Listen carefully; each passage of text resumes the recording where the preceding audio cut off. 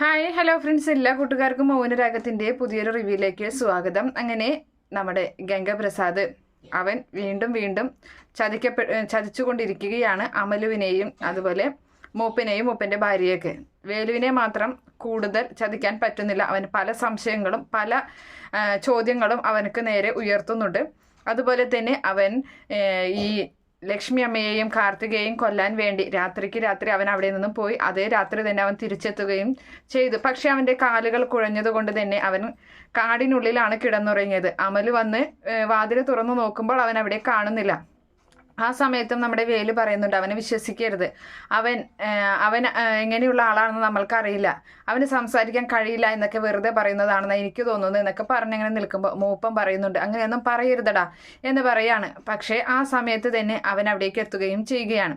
അപ്പോൾ ഒരുപാട് സന്തോഷമാകുന്നുണ്ട് നമ്മുടെ അമലുവിന്. അമലു ഓടിച്ചെന്ന് വായു വിനായകയുടെ ചായ തരാമെന്നൊക്കെ പറഞ്ഞ് കെട്ടിപ്പിടിച്ച് അങ്ങനെ കൊണ്ടുപോകുന്നുണ്ട്. എന്തായാലും വിനായകൻ്റെ കുഞ്ഞ് അവൻ ഇവരുടെ അമലുവിൻ്റെ വയറ്റിലുണ്ട് എന്ന് അമലു ഉറപ്പിച്ച് പറയുകയാണ്. ഇനി അതിന് വേറെ സംശയമൊന്നും വേണ്ട, എനിക്ക് ഉറപ്പായി എന്ന് പറയുകയും ചെയ്യുന്നുണ്ട്.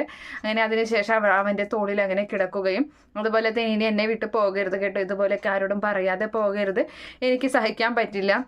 വിനായകട്ടൻ പോയപ്പോൾ ആ വേലു എന്തെല്ലാം കാര്യങ്ങളാണ് പറഞ്ഞതെന്ന് അറിയോ എന്നൊക്കെ ഇങ്ങനെ പറഞ്ഞങ്ങനെ നിൽക്കുകയാണ്. എന്തായാലും വേലു മൂപ്പനോട് പറയുന്നുണ്ട്, ഇങ്ങനെ ഒരാളിവിടെയുള്ള കാര്യം ആ ഫോറസ്റ്റുകാരോടെങ്കിലും നമുക്ക് പറഞ്ഞൂടെ മാമ എന്ന് ചോദിക്കുകയാണ്. അപ്പോൾ വേണ്ട, നിന്റെ വായ നീ അടയ്ക്ക് അവിടെ വെച്ചോ, ആ കുട്ടിയെ നീ ആർക്കും ഒന്നും പറഞ്ഞു കൊടുക്കണ്ട എന്ന് പറയുന്നുണ്ട്. എന്തായാലും ഇവിടെ നാട്ടിലാണെങ്കിൽ ഈ പറയുന്ന ഇതിനെ അന്വേഷിച്ച് നടക്കുകയാണ്.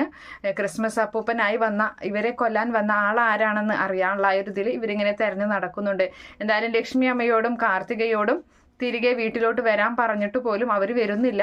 തന്നെയല്ല, അവരവിടെ തന്നെ നിൽക്കുകയാണ്. പിന്നെ ഇവരോട് വീണ്ടും സൂക്ഷിക്കണമെന്ന് പറയുകയും ചെയ്യുന്നുണ്ട്. അപ്പോൾ ഇങ്ങനെ വന്നത് ഗംഗപ്രസാദ് തന്നെയാണെന്ന് പലരും ഉറപ്പിക്കുന്നു. ലക്ഷ്മി അമ്മയും കാർത്തികയും അതുപോലെ പ്രകാശനൊക്കെ പറയുന്നുണ്ട്. പക്ഷെ കിരൺ പറയുന്നുണ്ട്, ഇല്ല, അതിന് സാധ്യതയില്ല, നിങ്ങളുടെ മനസ്സിലൊക്കെ അവൻ മരണപ്പെട്ടിട്ടില്ല എന്നാണ് നിങ്ങളുടെ മനസ്സിലൊക്കെ കിടക്കുന്നത്, അതുകൊണ്ടാണ് നിങ്ങൾക്ക് അങ്ങനെയൊക്കെ തോന്നുന്നത് എന്ന് പറഞ്ഞിട്ട് കിരൺ അങ്ങനെ ഉറപ്പിച്ച് പറയുകയാണ്, അവൻ മരണപ്പെട്ടു, അവൻ വരില്ല ഇനി എന്നൊക്കെ പറഞ്ഞങ്ങനെ തറപ്പിച്ച് പറയുന്നുണ്ട്. എന്തായാലും മറ്റുള്ളവരുടെ വാക്കുകളൊക്കെ അവൻ തള്ളിക്കളയുകയാണ് ചെയ്യുന്നത്.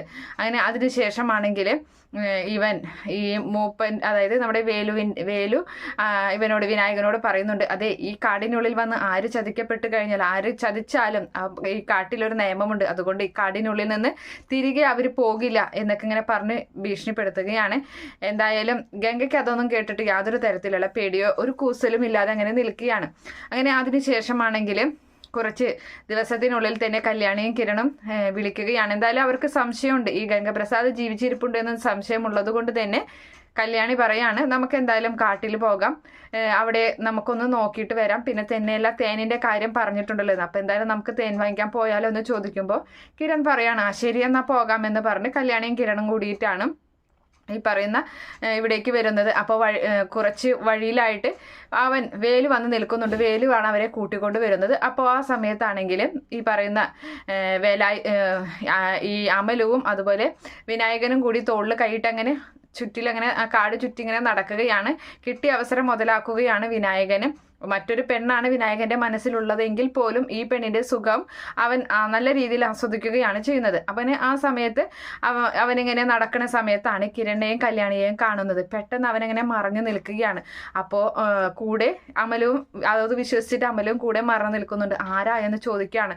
അപ്പോൾ അതെന്റെ ശത്രുക്കളാണെന്ന് ആംഗ്യ ഭാഷയിൽ പറയുകയാണ്. അയ്യോ, എന്നാ വിനായകേട്ടൻ ഇവിടെ ഇരുന്നോ എന്ന് പറഞ്ഞിട്ട് അങ്ങനെ ഒളിപ്പിച്ച് നിർത്തുകയാണ്. എന്തായാലും വേലു കൊണ്ടുവരുന്നുണ്ട്. അപ്പോൾ കാര്യങ്ങളൊക്കെ ഇങ്ങനെ ചോദിക്കുകയാണ്. ഈ കാട്ടിൽ ഇതുപോലെ വീണ്ടും ചോദിക്കുന്നുണ്ട്, വേറെ ആരും ഇതുപോലെ മനുഷ്യന്മാരും വന്നിട്ടില്ല ഈ അടുത്തിടെയായിട്ട്, ഒന്ന് ഉറപ്പാണോ, ഏതെങ്കിലും ഒരു ബോഡി എങ്ങാനും കിട്ടിയോ എന്നൊക്കെ ചോദിക്കുമ്പോൾ ഇല്ല എന്ന് തന്നെയാണ് വേലു പറയുന്നത്. അങ്ങനെ മൂപ്പൻ്റെ വീടിൻ്റെ ഉള്ളിലേക്ക് കൊണ്ടുവരികയാണ്. കല്യാണിയെയും കിരണിനെയും അവരെ അവിടെ അങ്ങനെ ഇരുത്തുന്നുണ്ട്. അതുപോലെ തന്നെ കുടിക്കാനൊക്കെ കൊടുക്കുകയാണ്. അവരതൊക്കെ കുടിച്ചങ്ങനെ ഇരിക്കുകയാണ്. പക്ഷേ അതേ വീട്ടിൽ തന്നെ നമ്മുടെ ഗംഗ ഒളിച്ചിരിപ്പുണ്ട്. ഗംഗ അവിടെയുണ്ട് എന്ന കാര്യം മൂപ്പനടക്കം എല്ലാവരും മറച്ചു വെക്കുകയാണ്. അത് അവർക്ക് പറ്റുന്ന ഏറ്റവും വലിയ അബദ്ധമായി പോയി എന്ന് പിന്നീട് അവർക്ക് മനസ്സിലാവുകയും ചെയ്യും. എന്തായാലും അവിടെ നിന്ന് തേനും വാങ്ങിയിട്ട് ഒരു തൻ്റെ ജീവിതത്തിലുണ്ടായ കഥകളൊക്കെ ഇങ്ങനെ അവരിങ്ങനെ പറയുകയും ചെയ്യുന്നുണ്ട്. അതിനുശേഷം ഈ പറയുന്ന വേലായുധനോട് കല്യാണിയും കിരണും സത്യങ്ങളൊക്കെ തുറന്ന് പറയുകയാണ്. അപ്പോഴായിരിക്കും വേലുവിന് തോന്നുന്നത് ഇവൻ തന്നെയായിരിക്കും അവൻ, അങ്ങനെയാണെങ്കിൽ ഇവൻ ഈ കാട്ടിൽ വന്നത് ഞങ്ങളെയൊക്കെ നശിപ്പിക്കാനായിരിക്കും, അപ്പോൾ ഇവൻ ഇവിടെ വെച്ചാൽ ശരിയാവില്ല എന്ന്. പക്ഷേ വേലുവിന് സത്യങ്ങൾ തുറന്ന് പറയാൻ സാധിക്കാത്തത് കൊണ്ട് തന്നെ അവനൊന്നും പറയുന്നുമില്ല. എന്തായാലും കൂടുതൽ അപകടത്തിലേക്ക് പോകുകയും അതുപോലെ തന്നെ അമല് ഗർഭിണിയാണെന്ന് കാട്ടിലുള്ള മൂപ്പനും വേലും എല്ലാവരും മനസ്സിലാക്കുമ്പോൾ ആയിരിക്കും വേലു, ഈ പറയുന്ന വേലു ഒരുപാട് കുറ്റപ്പെടുത്തുന്നുണ്ട് എല്ലാവരെയും. നിങ്ങളൊക്കെ എൻ്റെ വാക്കുകൾ വിശ്വസിക്കാതെ കൂടെ അവനെ താമസിപ്പിച്ചതിലൂടെ ശിക്ഷ കിട്ടിയില്ലേ എന്നൊക്കെ ചോദിച്ചിട്ട് ഒരുപാട് കുറ്റപ്പെടുത്തുന്നുണ്ട്. എന്തായാലും നമ്മുടെ ഗംഗ അവിടെ നിന്ന് രക്ഷപ്പെടാനുള്ള സാധ്യതയൊക്കെയുണ്ട്. അതിനുശേഷമാണെങ്കിലും അമലു സ്വയം കുറ്റപ്പെടുത്തുകയാണ്. അമലുവിനൊക്കെ മൂപ്പനൊക്കെ ഒരുപാട് തെറ്റ് പറയുകയൊക്കെ ചെയ്യുന്നുണ്ട്. അങ്ങനെയൊക്കെ ഒരു ഭാഗമാണ് എന്തായാലും വരാൻ പോകുന്നത്. കാത്തിരുന്ന് കാണാം. ഈ റിവ്യൂ ഇഷ്ടപ്പെടുകയാണെങ്കിൽ ഈ ചാനൽ ഒന്ന് സബ്സ്ക്രൈബ് ചെയ്ത് സപ്പോർട്ട് ചെയ്യുക. Okay friends, bye, thank U.